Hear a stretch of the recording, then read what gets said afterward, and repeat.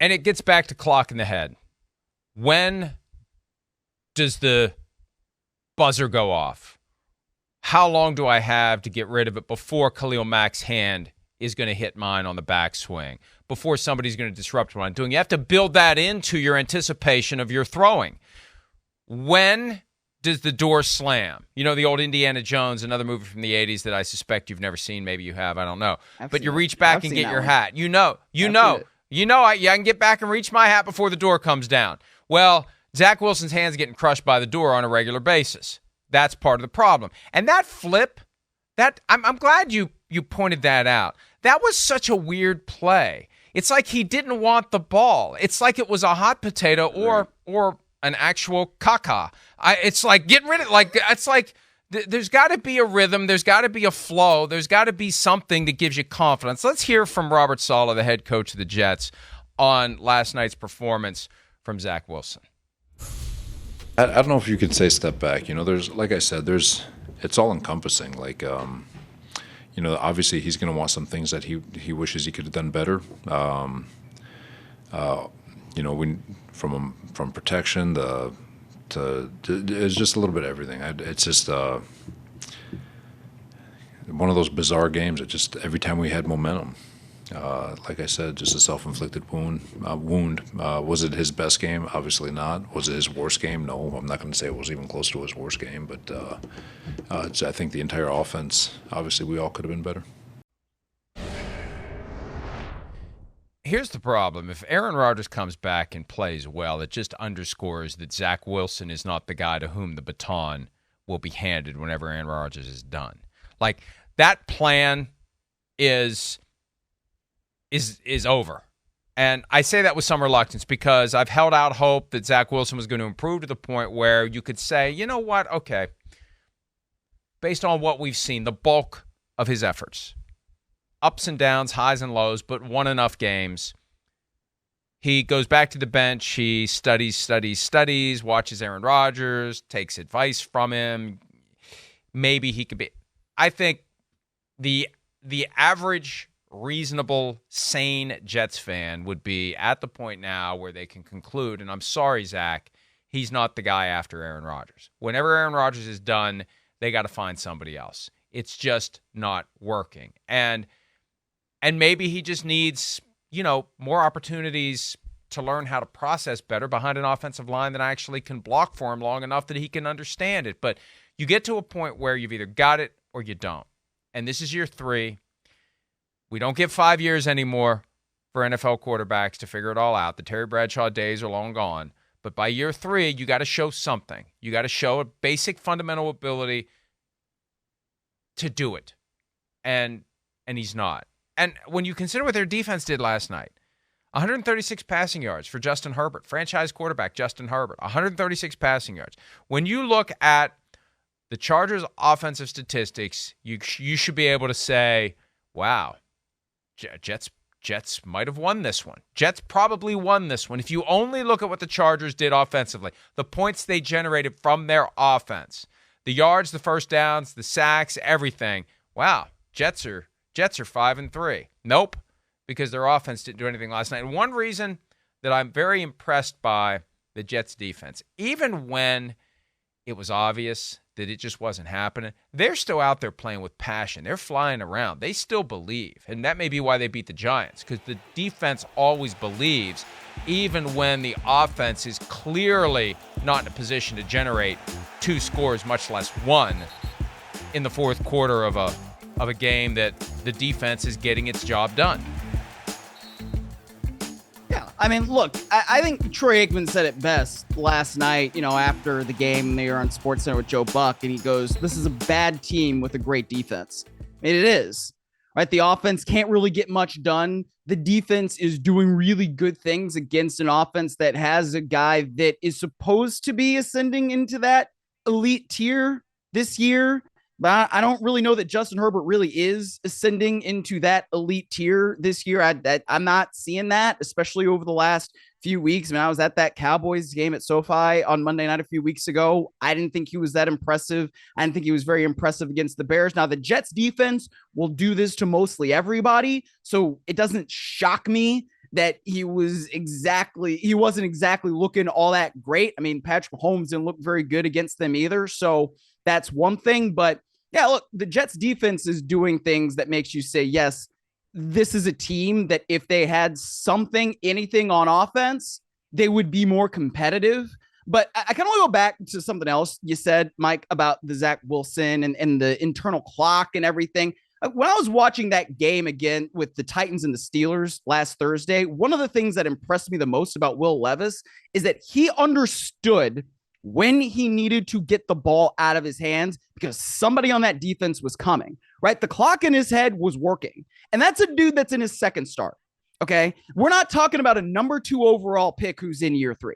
And that, to me, is the inherent problem with Zach Wilson. All right, we are talking about a guy who is in year 3, and I am sick and tired of moving the goalposts of, oh, he's improving. Oh, he's doing this. Why can't you cut him some slack? Why are we judging him on a different standard than we judge every single freaking quarterback in the National Football League? Are we cutting Mac Jones slack? Are we cutting Justin Fields slack? No, we're not. I'm tired of doing this. I've had enough. Like, let's judge Zach Wilson on the same things that we judge other quarterbacks on. If he can't pilot an offense in year 3, that's a problem. And he can't.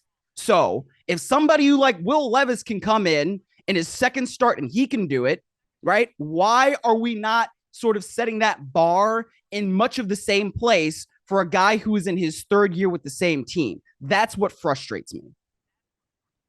And it is a combination of a lot of factors. What kind of talent do you have around you? What kind of coaching do you have? It's a different offensive coordinator than the one he started with. And you know what?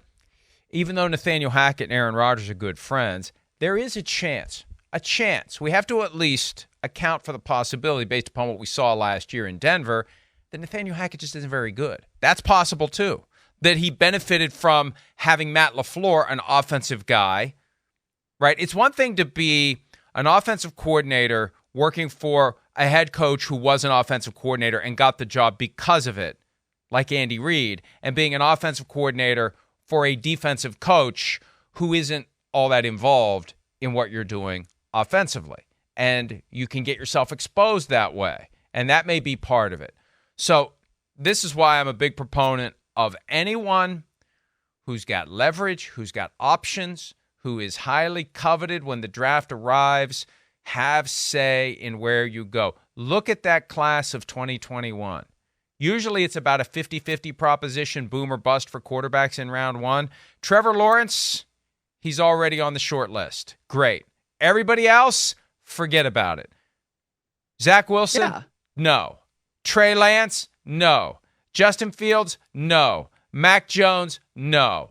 I know he made the Pro Bowl 2 years ago because like 17 other quarterbacks tapped out. No. Right now for Mac Jones, it's a no. And part of it, Myles, is the fault of the stupid-ass Frankenstein monster experiment that Bill Belichick tried last year with Matt Patricia and Joe Judge running that offense.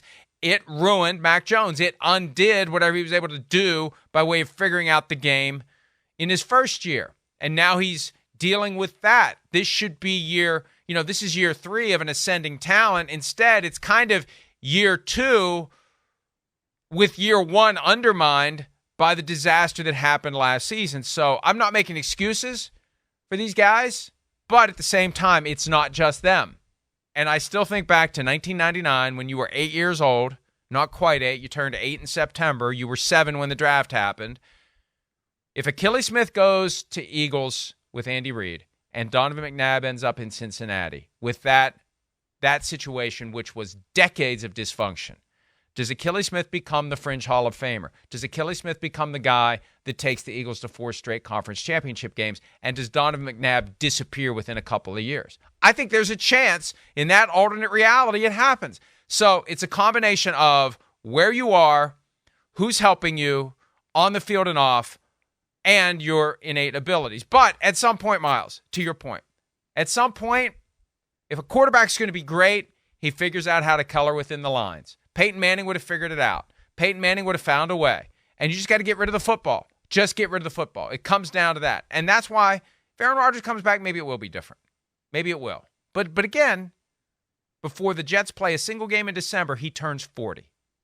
That's the other side of this too. Can he protect himself? Can he move? Can he do what needs to be done behind that offensive line that isn't good enough right now? And it's not going to get dramatically better in the course of the next few weeks.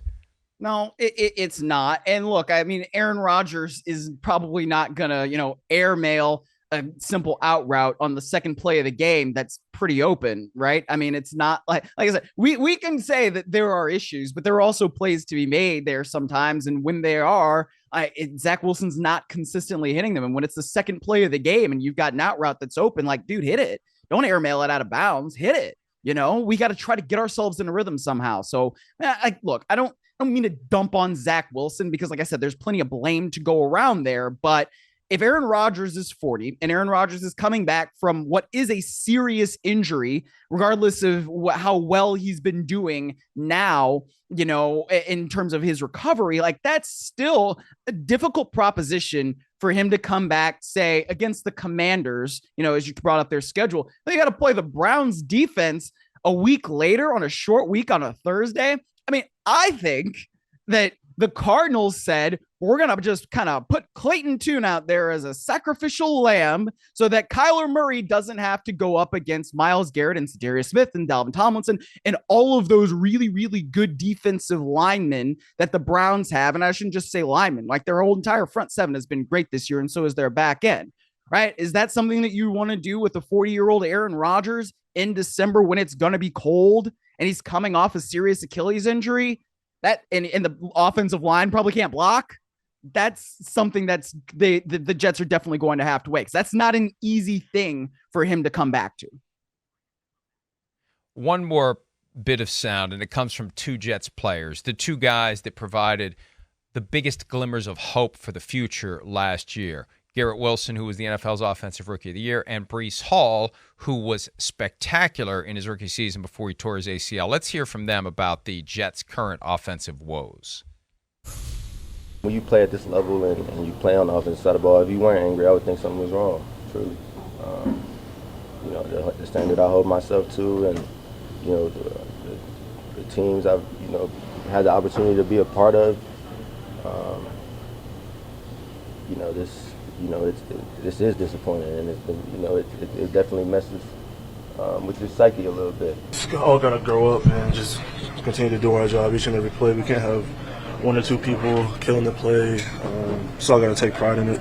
What do you mean by grow up? Just grow up and just do our job, do our 111th every play. This kind of reminds me of the Aaron Rodgers advice given from afar a month or so ago. Don't point fingers, don't complain, just do your job. And he's around now, and he's in a position where he can deliver that message. But at some point, if you're going to be around, it starts to dilute if you're not playing, if you're not part of it, if you're not out there dealing with it. Like, their awe of Aaron Rodgers that will cause them to hang on every word he says, that's going to wear off. You're going to get used to it in time. Like, when you're starstruck by someone, if you're around them all the time, eventually it fades. Eventually something happens that causes you to say, that guy's not much different than the rest of us. I'm no longer in awe of that person. So at some point he's got to be back on the field. The pregame warm, and I'm not trying to contradict what I said earlier. All I'm saying is the messaging from Aaron Rodgers isn't going to work unless he's playing. I'm not saying he should. This is a tough one. And I think, somebody was asking me yesterday about, is Josh Dobbs the future in Minnesota?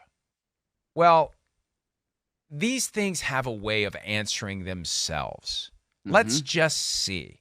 And by the time we get to the end of the season, just like the MVP race, we spend so much time talking about it, which is fine. It's good for business. That's why we're here. But by the time you get to the end of the season, you just kind of know. You kind of know.